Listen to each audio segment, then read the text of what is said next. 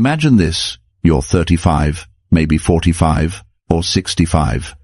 Every morning you wake up, go to work, eat, talk to people, yet deep down you know, you're not living, you're just existing. You're tired, but you don't know why. You've got stability, but your soul feels hollow.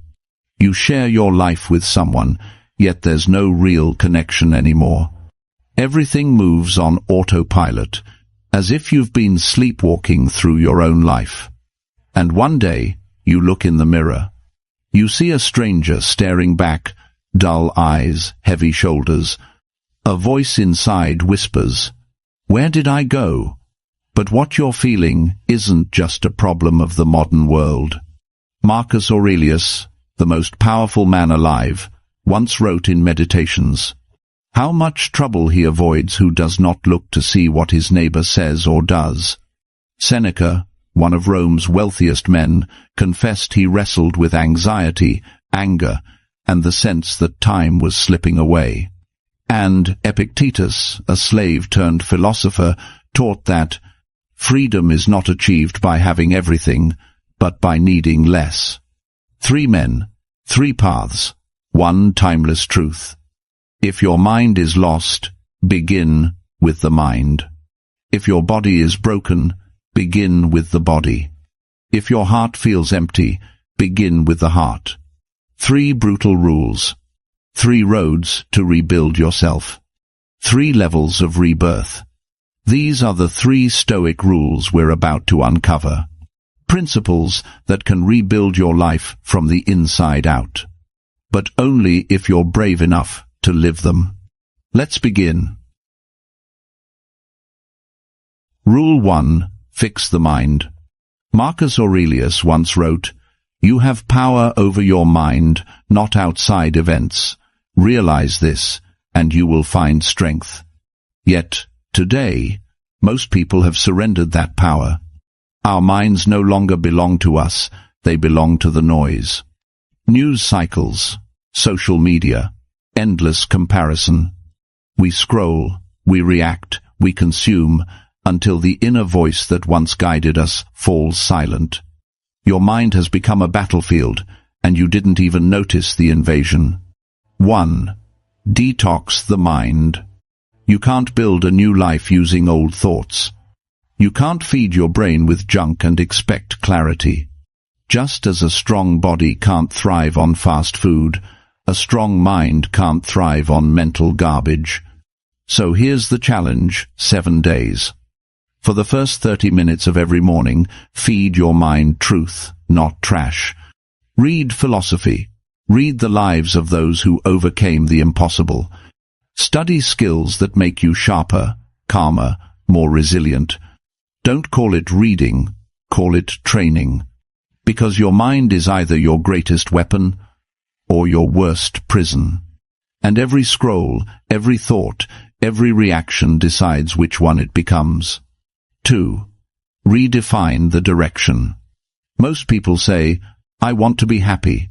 I want to be successful." But the Stoics knew happiness isn't the goal. It's the side effect of living with virtue. Don't ask, "What do I want to have?" Ask, "Who do I want to become?" When you say, "I want to lose weight," you focus on outcome. When you say, "I am someone who honors my body," action follows identity. That's not habit change, that's identity shift. Write this down. I am becoming. Then, finish the sentence not with who you wish to be someday, but with who you choose to be today. Because transformation doesn't happen in the future, it happens now, with every small decision you make. 3. Break the invisible prison. I can't. I'm not good enough. It's too late. These aren't facts, they're walls. And the cruelest part? You built them yourself. The Stoics called this ascent the act of agreeing with the lies your fear whispers. But the moment you stop agreeing, you begin to break free. Write down the 3 beliefs that hold you back. Then rewrite each one as a declaration of power.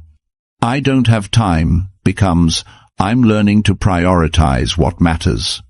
I'm not smart enough becomes, I'm developing the skills I need. It's too late becomes, every moment is a new beginning. Each rewritten sentence is a hammer striking the wall of your old identity. Each word a crack that lets light in. 4. The mind training ritual. Every morning, write 3 thoughts that strengthen you and 3 that weaken you. Throughout the day, catch the negative ones the moment they appear and replace them with something true. At night, ask yourself, did my mind serve me today, or did it sabotage me? This isn't about thinking positive, it's about thinking with discipline. It's the mindset of a warrior, calm under fire, clear in chaos, unshaken by noise. Because when you master your mind, you master your fate. When you command your thoughts, you command your reality. So say this to yourself, not as a quote, but as a vow. My mind is my kingdom, and I am its sovereign ruler. And from this moment on, no one rules it but you. Rule 2. Fix the body. Your body is the foundation of your soul, the vessel that carries your mind and your purpose through life. You can't maintain a strong mind while living inside a weak body. The Stoics knew this thousands of years ago. Marcus Aurelius reminded himself each dawn. At daybreak, when you find it hard to get out of bed, remember, you were born to act as a human being. And so he rose, not because it was easy, but because discipline was his nature. 1. Nutrition is discipline. Your body is not a trash bin. Every bite you take is a choice to strengthen yourself or to sabotage your potential. Before every meal, ask yourself, will this bring me closer to the person I want to become, or keep me chained to who I used to be? Don't aim for dieting, aim for awareness.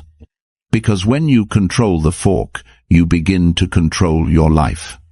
You don't have to chase perfection, just consciousness. Every conscious choice rewires the connection between your body and your willpower. Food can either fuel your purpose or feed your weakness. Choose with intention. 2. Sleep is the energy of wisdom. Seneca once warned, it's not that we have a short time to live, but that we waste much of it. Every late night you trade for another episode, another scroll, another distraction you steal from tomorrow's strength. No one ever built greatness with a tired mind and a foggy soul. Sleep is not laziness, it's recovery. 7 to 8 hours every night, not as a luxury, but as a ritual of self-respect. When you sleep well, your thoughts sharpen, your emotions balance, and your willpower resets.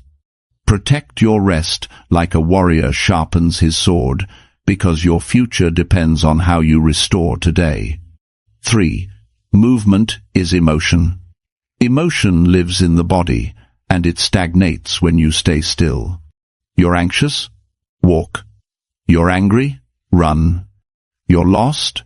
Lift something heavy. Breathe deeply. Feel your heart beating again. Epictetus, though crippled, taught, no great thing is created suddenly. So move daily, even for 20 minutes. No gym needed, no expensive gear, just discipline. Climb the stairs, do squats, stretch, take cold showers. It's not the movement itself, it's the message you send to your own mind. I am still in command. Each act of movement, no matter how small, is a silent declaration of power. 4. The practice of voluntary discomfort. The Stoics had a sacred idea, voluntary discomfort, choosing hardship on purpose to grow stronger. Seneca would sleep on the floor, just to remind himself he could live without luxury. Marcus trained his body in the chaos of war, not in the comfort of palaces. And you? Every time you choose ease, you teach yourself to break promises. Every time you choose challenge, You teach yourself to trust your own strength. So start small. Drink one more glass of water. Take that cold shower. Run for 10 minutes. Eat vegetables instead of sugar. Tiny choices, massive transformation. Because every act of discomfort builds a quiet, unshakable faith in yourself. Write this down, not as motivation, but as devotion. My body is my temple, and I am its loyal guardian. Now, rise and act like it. Rule 3. Fix the heart. Have you ever felt empty, even when life looks fine from the outside? That's not weakness. That's a silent signal your heart has gone numb. You built walls to protect yourself from pain, but walls don't just keep out the hurt, they keep out the joy too. Marcus Aurelius wrote, "Be like the rock against which the waves break, it stands firm, and the raging waters fall still around it." A strong heart is not the one that never feels pain. It's the one that stays open, even after being broken. 1. Find your heart again. Sit still. No phone, no music, no distractions. Then ask yourself 3 questions. If I could not fail, how would I live? What am I pretending not to care about when deep down I care deeply? And when no one is watching, who am I, really? Don't run from the answers that make your chest tighten. That trembling is proof you're still alive. Write down what you hear, because those words aren't just thoughts, they're whispers from your soul, begging to be heard. You don't rediscover your heart by chasing pleasure. You rediscover it by listening to the silence beneath your noise. 2. Let go of the weight. Your heart carries too much luggage from the past. Anger, guilt, regret, fear, disappointment. Those things aren't you, they're just stories you've been replaying for too long. Epictetus once said, "It's not what happens to you that hurts, but how you react to it." So tonight and for the next 30 nights, write one thing you forgive. Forgive a person, forgive yourself. Not because they deserve peace, but because you do. When you let go, you don't become weak, you become weightless. Forgiveness isn't surrender, it's liberation. It's the art of putting down the chains you were never meant to carry. 3. Live with purpose. A heart without direction will always wander in darkness. The Stoics called it sympathia, the idea that every soul is connected to every other. Marcus wrote, "What harms the hive harms the bee." You were never meant to live just for yourself. The heart beats to serve, to give, to connect. Purpose is not something you find. Purpose is something you create through action. So, pay attention. When do you feel most alive? When you help someone, when you create, when you teach, share, or love. Those moments are clues, the compass of your heart pointing you home. Start small. Help one person. Create one act of kindness. Don't wait for perfection. Start with sincerity. Because a heart that gives never runs empty. It expands, it overflows, it becomes unbreakable. Write this down and mean it. My heart doesn't just beat to live. It beats to love, to serve, and to connect. And when you live that truth, your heart will never go numb again. Now that you understand the essence of the 3 principles, the question is, are they connected? These 3 rules do not stand alone. They form a circle of rebirth. When you fix your mind, you give direction to your body. When you train your body, you build strength for your heart. And when you open your heart, you fuel the fire that keeps your mind alive. The mind is your compass, the body, your vessel, the heart, your flame. If one collapses, the journey falls apart. But when all 3 move in harmony, you become unstoppable. Marcus battled anxiety. Seneca doubted himself. Epictetus lost his freedom, yet found inner peace. None of them were perfect. They were simply relentless. Each day, one choice, one step forward, and that was enough to change history. You don't need to be flawless. You just need to show up every single day and stay loyal to your path. Let me tell you a story. A few years ago, a man named James hit rock bottom, burned out at work, disconnected from his family, drowning in self-doubt. One morning, he decided to rebuild himself the Stoic way. He began by fixing his mind 30 minutes of reading Marcus Aurelius instead of scrolling. Then his body cold showers, daily runs, disciplined sleep. Finally, his heart forgiving his father, volunteering at a shelter, learning to love through service. Months later, his life didn't just change, his energy did. He stopped chasing happiness and started embodying it. He became calm, grounded, unshakable. That is the power of the 3 Stoic rules, not as philosophy, but as daily practice. Because transformation isn't about perfection, it's about alignment.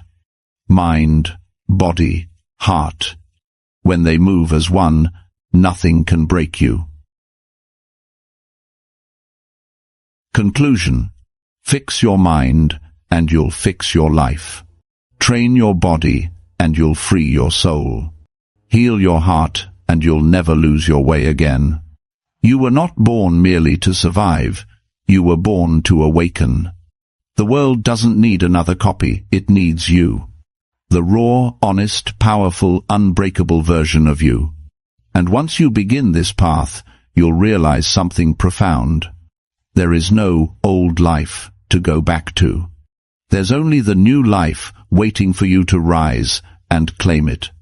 So, write this deep into your mind.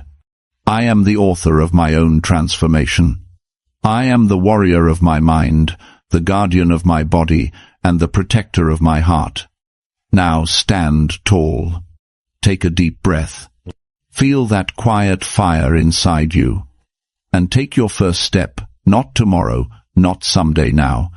Your journey doesn't begin when life gets easier. It begins when you decide you're ready to grow stronger. And if this message speaks to you, don't just watch it, live it. Share it with someone who needs to wake up too. Leave a mark, not just a view. Hit like if this reminded you of your own strength. Subscribe so we can walk this Stoic path together every week. And in the comments, write just one sentence, a promise to yourself. I begin my transformation today. Because you can. Because you must. Because the world is waiting for the awakened you.